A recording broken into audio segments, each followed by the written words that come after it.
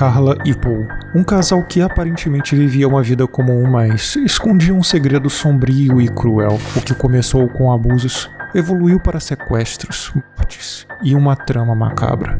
A imprensa do Canadá passou a chamar o casal de Ken e Barbie, devido à beleza e à fachada de vida perfeita que eles criaram para cometer os crimes sem serem suspeitos. Hoje, vamos explorar esses eventos que levaram a esses crimes hediondos, revelando evidências chocantes encontradas na casa do casal e o papel de cada um nessa trama macabra. A saga inclui fitas cassetes perturbadoras em que os dois gravaram suas ações, quase como um registro de sua crueldade. A trajetória desses dois personagens deixou uma nação perplexa, levantando questões sobre manipulação, responsabilidade e a natureza humana. Conheceremos os crimes hediondos cometidos por eles, suas motivações e como a justiça prevaleceu.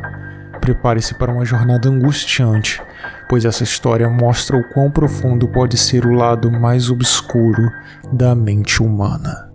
Bem-vindo ao Acervo Secreto.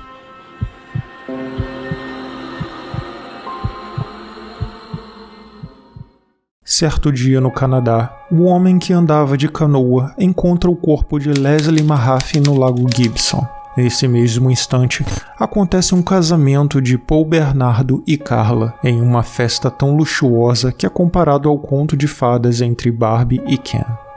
Paul cresceu em uma família rica, mas problemática, com um pai agressivo que havia abusado de sua própria filha, e uma mãe que ficou depressiva depois de tantos problemas.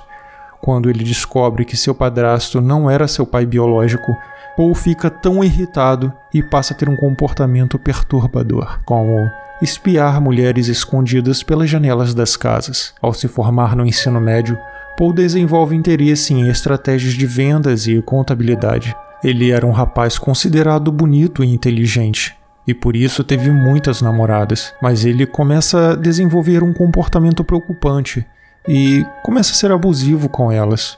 E os relacionamentos tinham um curto prazo por causa disso. Até que no dia 17 de outubro de 1987, Paul conhece Carla, uma garota muito bonita e popular que trabalhava em um pet shop, e acabou ficando obcecada por ele. Alguns amigos relataram que ela tinha um comportamento estranho, às vezes um pouco bizarro. Ela tinha interesse por ocultismo e uma fascinação pela morte. Então esses dois iniciaram um relacionamento. Nessa época ela tinha 17 anos e ele 23. E nessa mesma época a cidade estava sendo abalada por uma onda de abusos brutais contra mulheres, cometidos por um criminoso misterioso apelidado de Scarborough. Esse agressor costumava atacar as vítimas pelas costas para que não pudessem ver o seu rosto, ameaçando matá-las se fizessem algum barulho. Foi exatamente isso que ele fez com sua primeira vítima, uma mulher de 21 anos que havia acabado de descer de um ônibus bem na frente da casa dos seus pais. Conforme o tempo ia passando, relatos de meninas cada vez mais novas chegavam à polícia dizendo ter sido vítimas desse agressor. A polícia então emitiu alertas para mulheres viajando sozinhas à noite, mas Scarborough continuou atacando.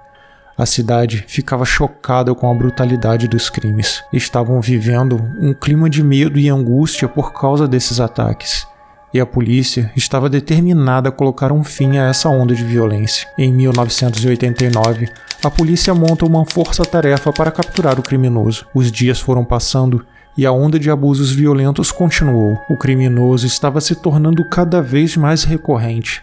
O FBI alertou que essa onda de abusos poderia evoluir para a morte se ele não fosse capturado logo. Até que, depois de tantos abusos, ele passou a ficar confiante de que nunca iria ser pego. E então passou a não atacar as vítimas somente pelas costas. Agora atacava frente a frente.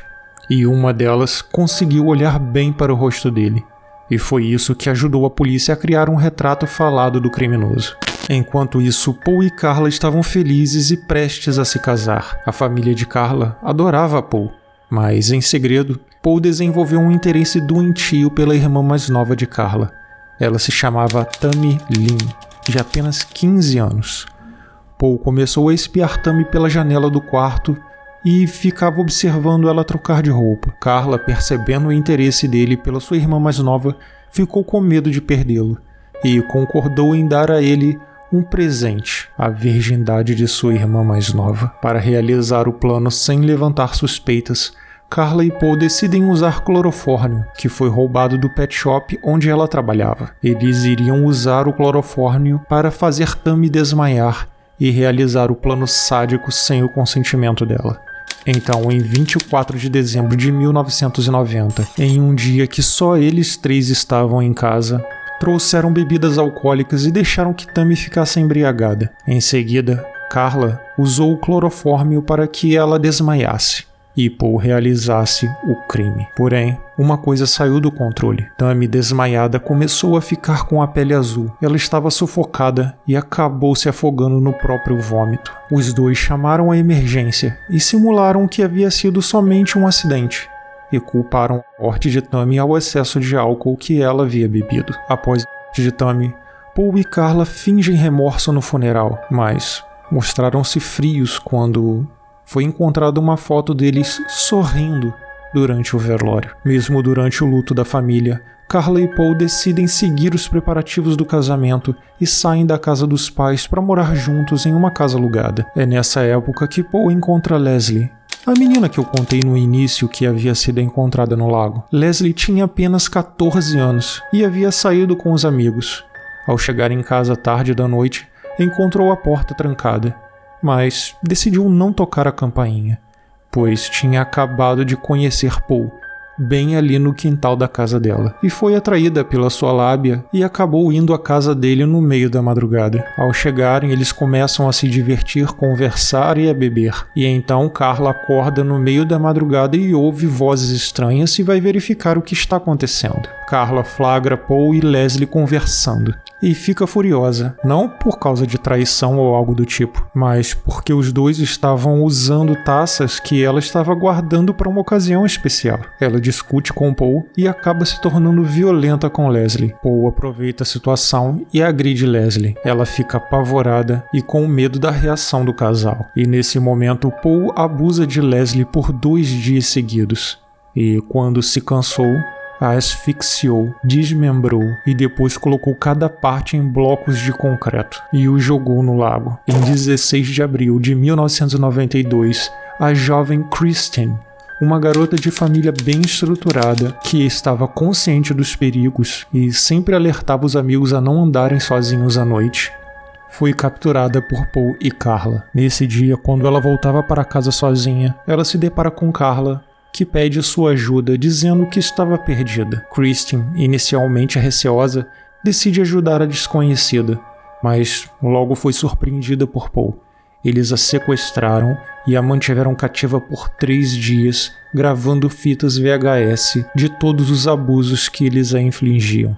Apesar das dificuldades, Kristen tentava descobrir uma forma e uma oportunidade de escapar, chegando até a sugerir a Paul que buscasse comida bem longe, só para que ela pudesse ficar a sós com Carla e tentar convencê-la a deixar ela ir embora. No entanto, Carla percebe o plano e, consciente dos crimes que cometeram, ela decide que Kristen precisa morrer. Após uma última refeição juntos, Paul e Carla decidem estrangular a jovem Kristen. Depois disso, os dois preparam o corpo dela, dando banho, raspando todos os pelos e jogando no meio da rua. Após a morte de Kristen, a polícia começa a investigar a conexão entre os casos de abuso e as mortes ocorridas na cidade, até que uma pessoa reconheceu o rosto do retrato falado da polícia, aquele retrato da menina que havia visto o rosto dele, e indicou que aquele retrato se parecia muito com Paul. Essas pistas levaram a suspeitas,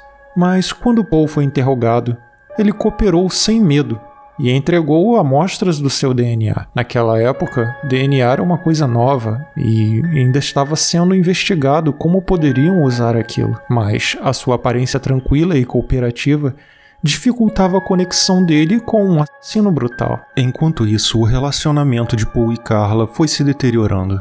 Ele começou a abusar fisicamente dela, até que um dia a surra foi tão grande que os pais dela a tiraram à força da casa onde eles moravam, até que finalmente em 5 de janeiro de 1993, ela o denunciou à polícia.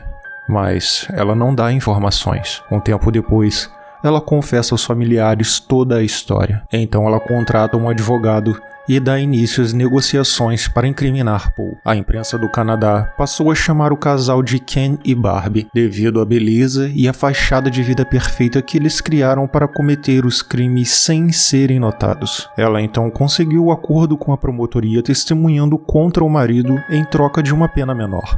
Esse acordo foi apelidado pela imprensa local de Acordo com o Diabo. Paul foi detido, mas ainda não tinha acusações concretas contra ele. A polícia realiza buscas meticulosas em sua casa que duram 71 dias, até que finalmente as fitas VHS com as filmagens são encontradas no teto do banheiro. Carla confirma sua delação e Paul é formalmente acusado dos crimes. Paul se declara inocente de tudo. Algum tempo depois, seu advogado renuncia à causa, sendo substituído por outro. Paul cometeu aproximadamente 27 abusos contra mulheres, e mais 3 em parceria com sua ex-esposa, que seriam fatais. Paul foi condenado à prisão perpétua em 1º de setembro de 1995, e Carla a 12 anos de prisão. Durante os anos em que passou na prisão, Carla manteve um relacionamento amoroso por cartas com um detento chamado Jean Paul, um homem que foi condenado por tirar a vida da própria namorada. Enquanto estava presa, Carla formou-se em psicologia, o que causou um alvoroço na mídia e foi recebido com desdém. Em 4 de julho de 2005, após cumprir 12 anos de prisão, ela foi libertada, mas por sua falta de remorso e discernimento, o tribunal determinou que ela continua sendo uma ameaça à sociedade e impôs várias restrições a ela. Horas depois de ser libertada, ela concedeu uma entrevista à Rádio do Canadá, onde declarou que chora frequentemente e pensa que não merece ser feliz. E começou uma nova vida com muitas controvérsias. Paul continua preso, e o seu pedido de liberdade condicional continua sendo negado. Ele permanece cumprindo sua sentença até hoje. Na conclusão desse vídeo, somos forçados a confrontar um preconceito profundamente arraigado em nossa sociedade. A ideia de que pessoas bonitas e educadas, bem-sucedidas, não poderiam ser assassinos cruéis. A história que vimos revela que essa percepção é um engano perigoso. Paul e Carla eram um casal que desafiou a crença com sua aparência cativante e charmosa. Por trás de sorrisos sedutores e boas maneiras, escondiam-se psicopatas capazes de cometer atrocidades brutais. Esses dois criminosos mostraram que a maldade não tem uma aparência específica e que pessoas bonitas e aparentemente bem-intencionadas podem ser responsáveis por atos abomináveis. A história de Christine, Leslie e diversas outras vítimas desse casal deve nos lembrar de olhar além das aparências e estar atento aos sinais de perigo. A maldade pode se esconder em qualquer lugar, até mesmo atrás de rostos bonitos e sorrisos encantadores. Se você gostou desse vídeo e ainda não for um inscrito, eu te convido a se inscrever no nosso canal, curtir e ativar o sino das notificações para não perder os próximos vídeos. Obrigado por assistir até aqui. Vejo vocês na próxima vez que abrir o acervo secreto. Até lá.